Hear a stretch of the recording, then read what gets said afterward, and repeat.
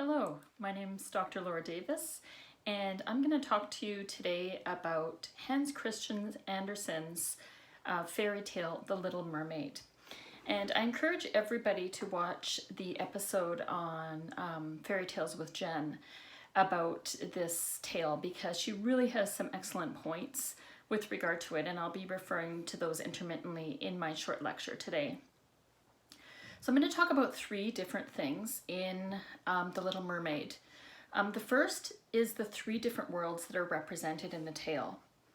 The second is I'm going to talk about a kind of feminist interpretation of the tale and how I see it as a feminist tale, or how you can interpret it on that kind of a reading. And thirdly, I'll talk about the ending of the tale. And the ending, as you can see, is pretty much the exact opposite of what we're familiar with the Disney version of The Little Mermaid. So most of us are familiar with The Little Mermaid fairy tale through Disney, but this is a vastly different ending. And keep in mind, as Jen says in her podcast or her video, that Hans Christian Andersen was the original teller of this tale. It was written in 1836. Disney, of course, came much later and followed certain elements of the tale, but did very different things, particularly with the ending of this tale. So it is a very tragic ending and a very emotional, moving ending, but also with some kind of interesting twists that I'll talk about in a few minutes. So the first thing I'll talk about are the three different worlds that are represented in The Little Mermaid. So we have on the one hand the underwater world, the kind of sea world, but it's underneath, and it's very much a world that humans do not understand. There's kind of one moment in the tale where the prince believes he understands everything about the underwater world, but we know, having heard the Little Mermaid's tale, that he really does not. So that is one of the worlds, and we see the Little Mermaid's life there, that there is the Sea King, her father. Her mother has died, but she has a grandmother that raises her. We know there's a sea witch there, and of course she has her, I think it's seven daughters in total, of which she's the youngest. I believe that's the number, but she's the youngest of the mermaid daughters. So we have the underwater world. And then next we have the human world, the world on land. And this is a world that the Little Mermaid is very curious about, but is not allowed to know anything about until she's 15 years old.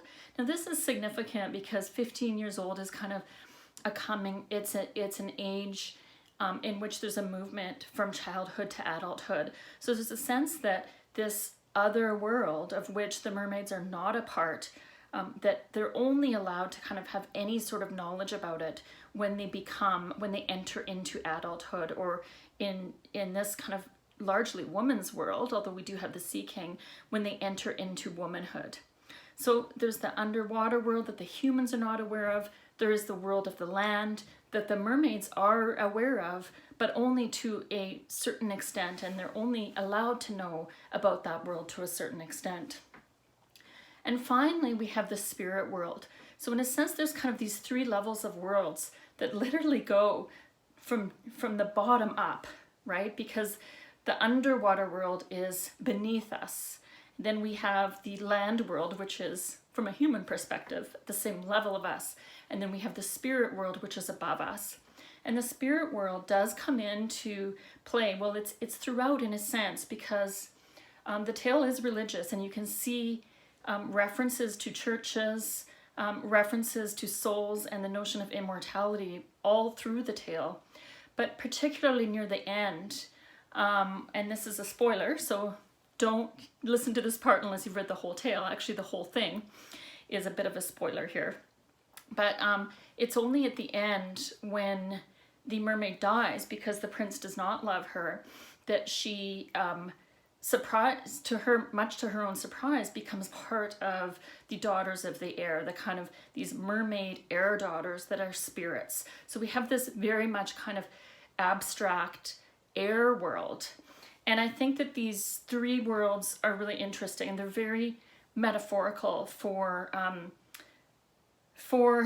kind of religiously metaphorical in a sense, because there is this sense that there is another world beyond us, beyond life, that we are not aware of, and yet we kind of desire to have knowledge of.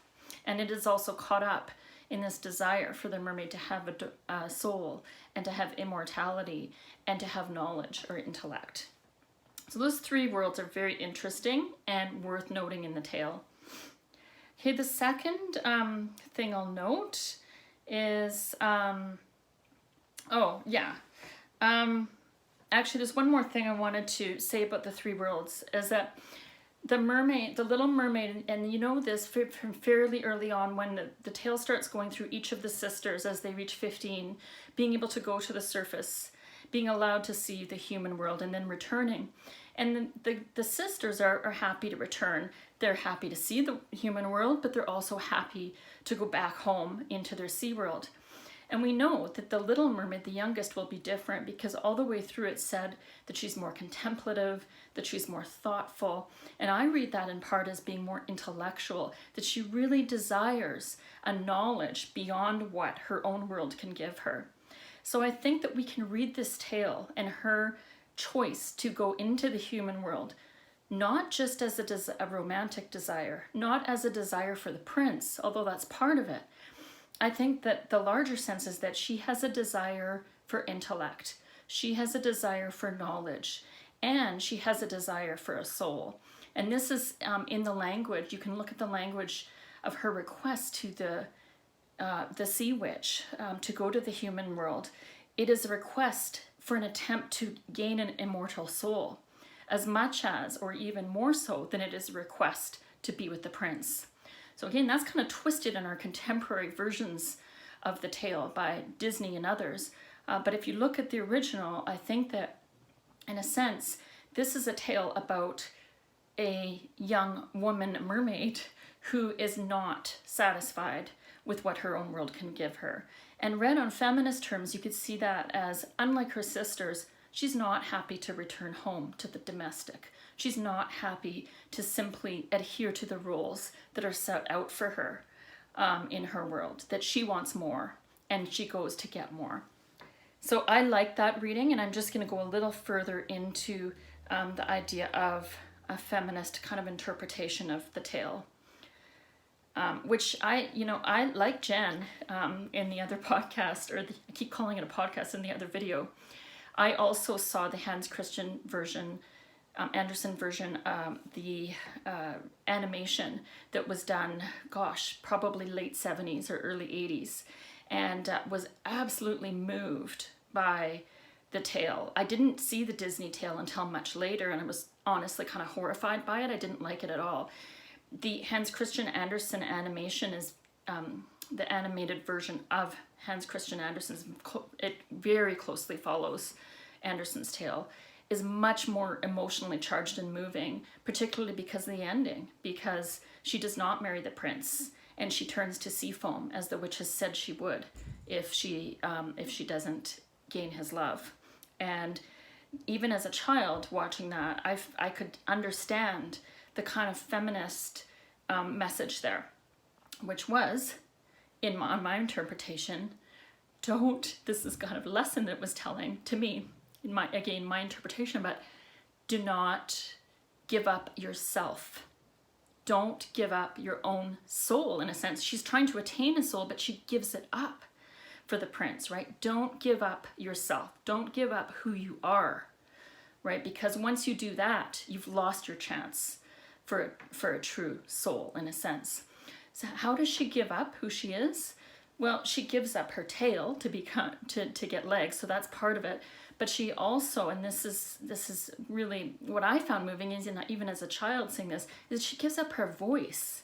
And a voice represents agency. A voice is how you express the self. So to give up your voice, to give up your own way of expressing, is in a sense to give up yourself.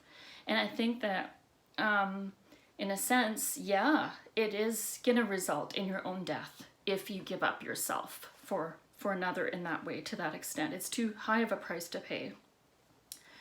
So one other thing I want to say about the movement the choice that the mermaid makes to go to the human world. So she gives up her voice, much too high of a price to pay for this.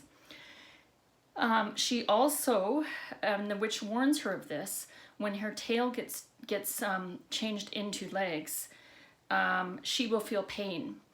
And I think this image of the mermaid's tail changing into human legs is both violent, and that's partly because of the pain that the witch warns her of, and sexual, right? Because the legs, her tail is literally being opened. And I think this combination of kind of violent sexual image in a way is also a warning that to give yourself in marriage to a man like that in the 19th century could be to give away yourself, to give yourself away as a sexual object to another. And again, the witch does warn her of this, but she, as Jen in the other video says, somewhat naively accepts the price that she has to pay for this. Finally, I want to talk about the ending, which is really fascinating. Apparently, Hans Christian Andersen originally ended it when the mermaid changed to sea foam and died, because the prince marries somebody else. And the witch has said that she will die if that happens, and she does, and that's the ending. But then Hans Christian Andersen revised the ending to become a bit more hopeful. And it's a very bizarre thing. In a way, I think it's a more natural ending for it to die with as tragic as it is, with the mermaid going to sea foam and not having a soul, sadly. But he changed it to be a bit more hopeful, so that we get this scene with the air fairies, that there's actually, that they do live after death. And they're in a sense, a kind of purgatory, because they are still vying for a chance to have an immortal soul as these air mermaids, these spirit figures that they are. So that's an interesting twist. But also the very last paragraph, it talks about the mermaids doing good deeds as these air fairies to attain the immortal soul. So they spread the fragrance of flowers and do things like that. And one of the good deeds they do is they visit households to see the children and how the children are behaving in those households. And at the end it says, if there's a good child in the house, then it takes a year off of this purgatory time before the mermaid will become an immortal soul. But if it's a bad child, it adds time. So really weird twist, but very much in line with children's literature, because suddenly we get the child. We sense that this could be a child reader now who's reading this story or having this story read to them, and they would identify this child and they'd be like, I have to be good because I'm going to get a mermaid to heaven faster if I be good, because these mermaids are coming around. I don't see them, these air fairies, and they're seeing if I'm good or not. And this is very much in line with kind of the conventions of children's literature at the time, which were giving lessons about, to children about how to behave and how to be good rather than bad. So a really interesting twist at the end, where this kind of, we don't see the child anywhere else except for the end, when suddenly the child reader is sort of brought into it and asked to act, to behave well, in order to keep, to please the mermaid who will attain an immortal soul. So I've talked about three things today. I've talked about the